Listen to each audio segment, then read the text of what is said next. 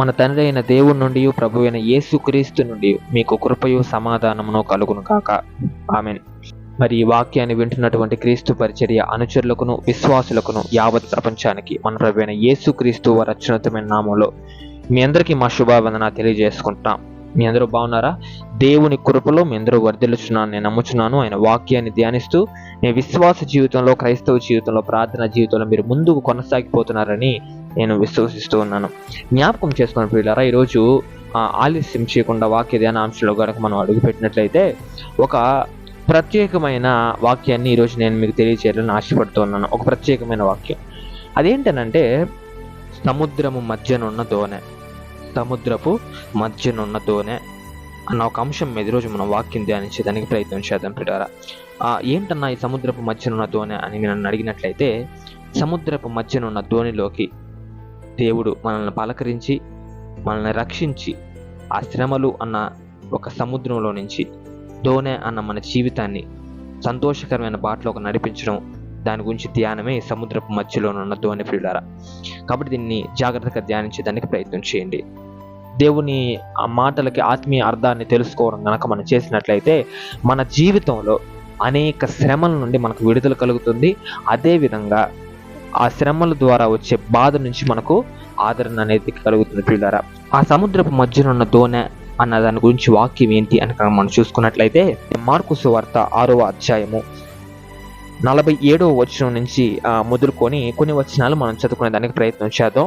ఆ వచనాల నుండి ఈరోజు మనం వాక్యం ధ్యానించుకునే దానికి ప్రయత్నం చేద్దాం. అంశం కూడా దీంట్లోనే ఉంటుంది ఈరోజు, కాబట్టి జ్ఞాపకం చేసుకోండి. అయితే మన జీవితం ఎలాగైతే ఉందో, మన జీవితాన్ని అనేక బాధలు, కష్టాలు మనకు ఎదురైనప్పుడు ఆ జీవితం అనే దాన్ని లాగడం కష్టమైపోతుంది. ఆ జీవితం అనే దాన్ని మోయడం కష్టమైపోతుంది. ఆ బాధల్లో కూరుకుపోయిన జీవితాన్ని ఆ ఒక శాంతియుత బాటలో నడిపించేదానికి కొంచెం మనకు కష్టమవుతుంది. అప్పుడు మనం దేవుని సహాయాన్ని తీసుకుంటాం. అదే వాక్యం ఇక్కడ మార్కు సువార్త 6వ అధ్యాయం 47వ వచనం కూడా ఉంటుంది ప్రియులారా. దాన్ని మనం చదువుకున్నాం. సాయంకాలం అయినప్పుడు ఆ దోణె సముద్రమును మధ్యన ఉండెను. ఆయన ఒంటరిగా మెట్టనుండెను. అప్పుడు వారికి గాలి ఎదురైనందున దోణె నడిపించుటలో వారు మిక్కిలి కష్టపడుచుండగా ఆయన చూచి రాత్రి ఇంచుమించు 4వ జామున సముద్రము మీద నడుచుచు వారి యొద్దకు వచ్చి వారికి దాటిపోవలనని ఉండెను. ఆయన సముద్రము మీద నడుచుట చూచి భూతమని తలంచి కేకలు వేసిరి. అందరూ ఆయనను చూచి తొందరపడగా వెంటనే ఆయన వారిని పలకరించి ధైర్యము తెచ్చుకొనుడి, నేనే, భయపడకుడని చెప్పెను. ఇక్కడ దాకా చదువుకుందాం ప్రియులారా. అయితే 47వ వచనం కనుక మనం ఒక్కోసారి కనుక చదువుకున్నట్లయితే, సాయంకాలం అయినప్పుడు ఆ దోణె సముద్రము మధ్య నుండెను. ఈ ఒక్క మాటని మనం ధ్యానించడానికి ప్రయత్నం చేద్దాం. సముద్రము మధ్యనున్న దోణె అని అంటే మన జీవితం ఏదైతే ఉందో అది ఎప్పుడు కూడా శ్రమ అనే బౌండరీలో మధ్యలో ఉంటుంది. మన జీవితం, క్రైస్తవ జీవితం శ్రమ అన్న మధ్యలో ఉంటుంది. అదే ఇక్కడ మనం చూస్తున్నాం పిల్లారా, దోణె కష్టపడే దోణె సముద్రము మధ్యలో ఉంది, అంటే శ్రమల మధ్యలో ఉంది. ఆ శ్రమల మధ్యలో ఉన్న జీవితం మన క్రైస్తవ జీవితం.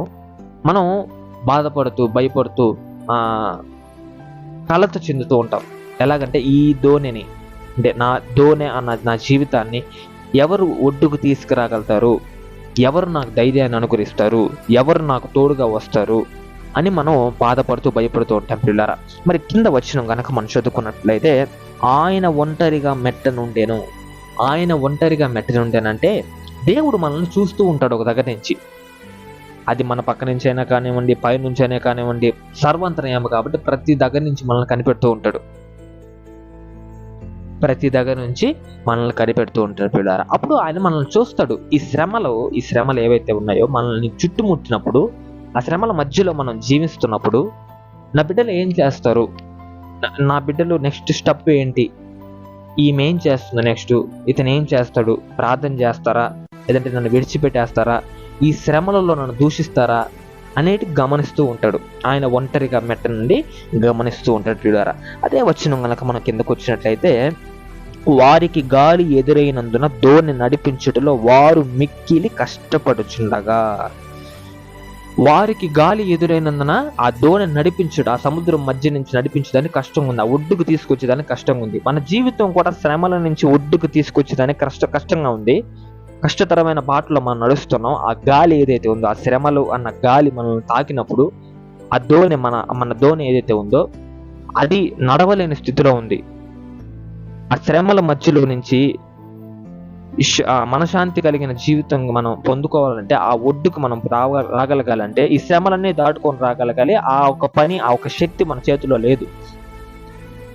మనం చూస్తూ ఉన్నాం, అంటే అక్కడి నుంచి నడిపించేదానికి కష్టపడుతున్నాం. ఎలాగ నడిపించాలి నా జీవితాన్ని? నా జీవితం ఎవరు అర్థం చేసుకుంటారు? నన్ను ఎవరు చూసుకుంటారు?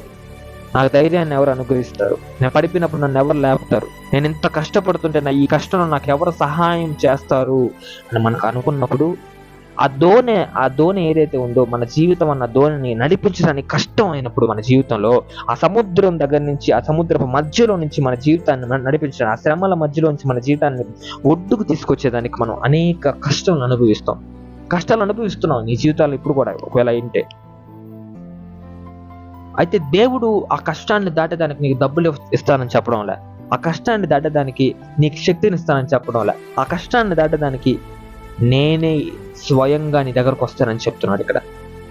ఇక్కడ మళ్ళీ ఇంకొక వచనం కనుక మనం చదువుకున్నట్లయితే, మిక్కిలి కష్టపడుచుండగా ఆయన చూచి ఆ ఒక్క దగ్గర నుంచి ఆయన చూచి రాత్రి ఇంచుమించు 4వ జామున సముద్రము మీద నడుచుచు వారి యొద్దకు స్వయంగా వచ్చాడు ఆయన. ఆ కష్టపడుచున్న వారి దగ్గరికి, జీవితం నడిపించడానికి కష్టపడుచున్న వారి దగ్గరకు వచ్చి, అంటే మన దగ్గరికి స్వయంగా ఆయన వచ్చి మన కష్టాలు ఏమై ఉన్నాయో ఆయన తెలుసుకోవాలని ప్రయత్నం చేస్తాడు. ఆ కష్టం నుంచి మనల్ని బయటికి తీసుకురావాలని ప్రయత్నం చేస్తున్నాడు.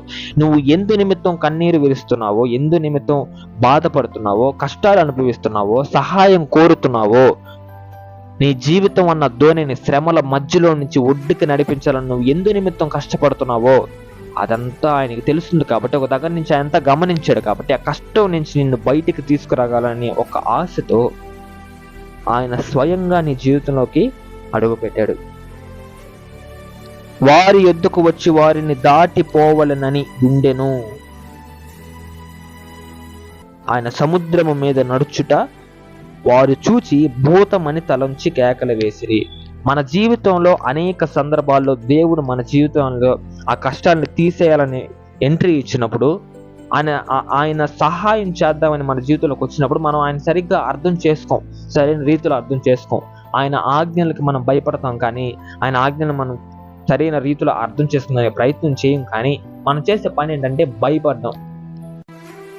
ఆయన వల్ల మన జీవితం ఏదో నాశనం అయిపోతుందని మనం భ్రమపడ్డాం. ఇలాంటివన్నీ మనం చేస్తుంటాం పిల్లలు. అయితే అంటే సరైన రీతిలో దేవుని ప్రేమను మనం అర్థం చేసుకునే వారంగా ఉన్నాం. సరైన రీతిలో ఇక్కడ వాళ్ళు చేస్తున్న కూడా అదే. దేవుడు ఏమో వాళ్ళని కాపాడదామని వచ్చాడు, వాళ్ళు భూతం అనుకొని భయపడుతున్నారు. వాళ్ళే చెప్పుకుంటున్నారు ఎవరైనా అని. అక్కడ అసలు దేవుడు వచ్చింది ఎందుకు? నీ జీవితంలోకి నిన్ను కష్టాల నుంచి బయటికి నడిపిద్దామని, ఆ శ్రమల బాట నుండి బయటికి నడిపించి ఒడ్డుకు తీసుకురావాలని దేవుడు నీ జీవితంలోకి వస్తే నువ్వు మాత్రం భూతం అనుకుంటున్నావు. సరైన రీతిలో దేవుని ప్రేమను అర్థం చేసుకోలేదు, సరైన రీతిలో దేవుడిని అర్థం చేసుకోలేదు. కింద వచనాలు కనుక మనం చదువుకున్నట్లయితే, అందరూ ఆయనను చూచి తొందరపడగా వెంటనే ఆయన వారిని పలకరించి ధైర్యము తెచ్చుకొనుడి, నేనే భయపడుకుడి అని చెప్పెను. తరువాత ఆయన దోణి ఎక్కి వారి యొద్దకు వచ్చినప్పుడు గాలి అణిగెను. ఇక్కడ దాకా మనం చేద్దాం. ధైర్యము తెచ్చుకొనిడే నేనే భయపడకూడని వారితో చెప్పాను. దోణిలోకి నీ కోసం వచ్చి, నీ కుటుంబం కోసం వచ్చి, నిన్ను అభివృద్ధి పరచాలని వచ్చిన ఆయన, స్వయంగా వచ్చిన ఆయన నీకు చెప్తున్న మాట ఏంటో తెలుసా? ఈరోజు నువ్వు నడుస్తున్న కష్టాల బాట నుంచి నిన్ను బయటికి తీసుకురావాలని నీ ఆశ కలిగి నీ జీవితంలోకి వచ్చిన దేవుణ్ణి దిగులు పడకుడి, నేనే నీ జీవితంలోకి వచ్చిన్నాను. ఎందుకు బాధపడుతున్నావు? ఎందుకు అధైర్యపడుతున్నావు? ఎందుకు దిగులు పడుతున్నావు? నేను నీ జీవితంలోకి వచ్చాను కదా, ఎందుకు ఇంకా అర్థం చేసుకునే దానికి ప్రయత్నం చేయి దేవుణ్ణి నువ్వు ఎప్పుడు కూడా. ఒక దగ్గర నుంచి దేవుడు నిన్ను గమనిస్తూ ఉంటాడు. నువ్వు నీ జీవితంలో కష్టాల్లోకి నువ్వు వెళ్ళిపోయావంటే, శ్రమల్లోకి నువ్వు వెళ్ళిపోయావంటే, నీ నెక్స్ట్ స్టెప్ ఏంటనేది దేవుడు చూస్తూ ఉంటాడు, గమనిస్తూ ఉంటాడు. అప్పుడు నీ నెక్స్ట్ స్టెప్ ఏందనేది నీకు విడిచిపెట్టేస్తున్నాను నేను. నీ నెక్స్ట్ స్టెప్ ఏంటి? నువ్వు ప్రార్థన చేస్తావా? దేవుని విడిచిపెట్టేస్తావా? నేను పోతాం అనుకుని వదిలేస్తావా ఆయన్ని?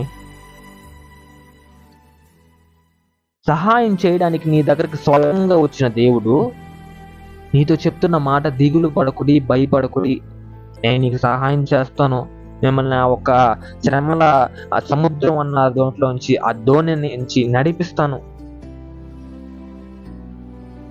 శ్రమలు అంటే సముద్రం, దోణి అంటే జీవితం. దోణి అంటే జీవితం. ఆ శ్రమలు అన్న సముద్రంలోంచి దోణి అన్న మన జీవితాన్ని బయటికి నడిపించాలని ఆశపడికి నీ జీవితంలోకి వచ్చిన దేవుడు నీతో చెప్తున్న మాట ఇది. పలకరిస్తాడు ఆయన మన జీవితంలో మనల్ని. ఇక్కడ వాక్యంలో ఉన్నది కూడా అదే, పలకరించడం.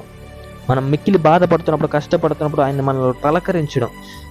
అందరూ ఆయనను చూచి తొందరపడగా వెంటనే ఆయన వారిని పలకరించి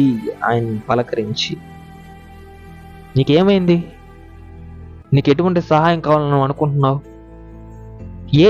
ఏ ఒక్క పరిస్థితి నిన్ను కలిసివేస్తుంది? ఏ ఒక్క పరిస్థితి ద్వారా నువ్వు కృంగిపోతున్నావు? చెప్పు, నాకు విషయం చెప్పు దేవుడు చెప్పు, నీకేం కావాలి ఈరోజు?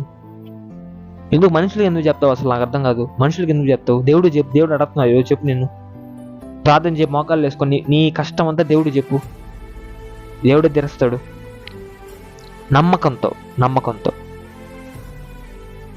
వాళ్ళు దోణి నడిపించడానికి కష్టపడుతున్నారు. కష్టంగా ఉందా? మధ్యలో నుంచి తీసుకోవాలంటే చాలా కష్టం. గాలికి దోణి తీసుకోవాలంటే చాలా కష్టం. అయితే ఒక దగ్గర నుంచి ఆయన గమనిస్తున్నాడు, చూశాడు. వాళ్ళ కష్టాన్ని ఎరిగిన దేవుడు ఆయన దగ్గరకు పోయి స్వయంగా వాళ్ళకి సహాయం చేసి వాళ్ళకి చెప్పిన మాట ఏంటంటే, భయపడకుడి. ఈరోజు నీ జీవితంలోకి వచ్చి చెప్తాడేమో దేవుడు అదే మాట. నువ్వు కష్టాలు అనిపిస్తున్నామో, శ్రమలు అనిపిస్తున్నామో జ్ఞాపకం చేసుకొని పిల్లారా, దేవుని ప్రేమని, దేవుని నిజమైన రీతిలో అర్థం చేసుకునే ప్రయత్నం చేయండి. సరిగ్గా దేవుని అర్థం చేసుకునే ప్రయత్నం చేయండి. ఆయన నీ జీవితంలోకి వచ్చి చెప్తున్న మాట భయపడకుడి అని. కాబట్టి మన జీవితాన్ని శ్రమలు అన్న సముద్రంలోంచి దోణి అన్న జీవితం, సంతోషకరమైన జీవితం జీవించాలని ఆయన నడిపించాలి. ఆయన మాకు సహాయం చేయాలని నువ్వు అనుకుంటున్నట్లయితే ఆయనే స్వయంగా వచ్చి నిన్ను పలకరించి నీకు చెప్తున్న మాట జ్ఞాపకం చేసుకొని పిల్లారా. ఈరోజు మనందరి జీవితంలో ఏదో ఒక కష్టాలు, ఏదో ఒక ఇబ్బందులు, ఏదో ఒక బాధలు, ఏదో ఒక శ్రమలు కొన్ని సమయాల్లో మనల్ని తప్పకుండా బాధ పెడుతుంటాయి. కన్నీరు విడిచి మనం ప్రార్థన చేసినప్పటికీ ఆ బాధలు మనలో ఉంటాయి. తప్పకుండా దేవుడికి చెప్దాం ప్రతి ఒక్కటి. ఆయన తప్పకుండా గమనిస్తున్నాడు. ఒడ్డు నుంచి అడుగుదాం దేవుడిని, ఒడ్డుకి తీసుకురామని మనల్ని జ్ఞాపకం చేసుకుందాం ఆయన ప్రేమని. ఈ చిన్న వాక్యాన్ని ఆయన దీవించును గాక. మన కుటుంబాలందరికీ ఆయన తోడేండు కాపాడి నడిపించును గాక. ఆమెన్. ప్రార్థన. ప్రేమగల మహిమగల మా దేవుడా, మా రక్షక, వేతనంలో ఒక మేలును కనికరమును చూపించి దేవుడా, అత్యున్నతుడా, ఉన్నతుడా, ఉన్నవాన్ని అనువడవం దేవా, నీకే వందనాలు, స్తుతురాలు చెల్లించుకుంటున్నాం నా తండ్రి. అల్ఫా ఒమేగా నా దేవ, మమ్మల్ని కాపాడే దేవ, నడిపించే దేవ, నీకే స్తుతురాలు చెల్లించుకుంటున్నాను నా తండ్రి. నన్ను జ్ఞాపకం చేసుకున్న తండ్రి, నీ ప్రియ బిడ్డలను, ప్రియ కుటుంబాలను నా తండ్రి, ఎందు నిమిత్తం నా తండ్రి నేను నీ దగ్గరకు వచ్చి మొరపెట్టుకుంటున్నారు నా తండ్రి, ప్రార్థిస్తున్నారు నా తండ్రి, కన్నీరు విడిచి నా తండ్రి వేడుకుంటున్నారు నా తండ్రి. నాకైతే తెలియదు నా తండ్రి, సమస్తం ఎరుగున్న దేవుడు నా తండ్రి, వాళ్ళ కష్టాలు ఎరుగున్న దేవుడు, వాళ్ళ బాధలు ఎరుగున్న దేవుడు, వాళ్ళ కన్నీటి బొట్టును ఎరిగిన దేవుడు నా తండ్రి. వాళ్ళు నా కష్టాల బాట నుంచి నడిపించమని వేడుకుంటున్నాను నా తండ్రి. ఆ చిన్న దోణిని నా తండ్రి శ్రమలు అన్న సముద్రంలో నుంచి నడిపించమని వేడుకుంటున్నాను నా తండ్రి. ఒడ్డుకు తీసుకురామని వేడుకుంటున్నాను నా తండ్రి. గమనించే దేవుడివి, పలకరించే దేవుడివి, ప్రేమించే దేవుడివి, ఆదరణ అనుగ్రహించే దేవుడివి. మా జీవితాలు నా తండ్రి నీకు అప్పగిస్తూ మేము నడిచే ప్రతి అడుగు కూడా నా తండ్రి నీ వైపు అయి ఉండేటట్టు, మా జీవితాలు సాక్షికరంగా మారేదానికి నీ సహాయాన్ని మాకు అనుగ్రహించమని వేడుకుంటూ, మళ్ళా నా తండ్రి నీ అక్కడ సమయం కనుక ఆలస్యం అయినట్లయితే మేమందరం ఓ దగ్గర చేరి నిన్ను ఆరాధించే భాగ్యాన్ని మా ప్రసాదం చేయమని వేడుకుంటూ, మన ప్రభువైన యేసుక్రీస్తు వారి అత్యున్నతమైన నామములో అడిగి వేడుకొని పొందుకొచ్చున్నాం మా తండ్రి. ఆమేన్. Praise the Lord. May God bless you all.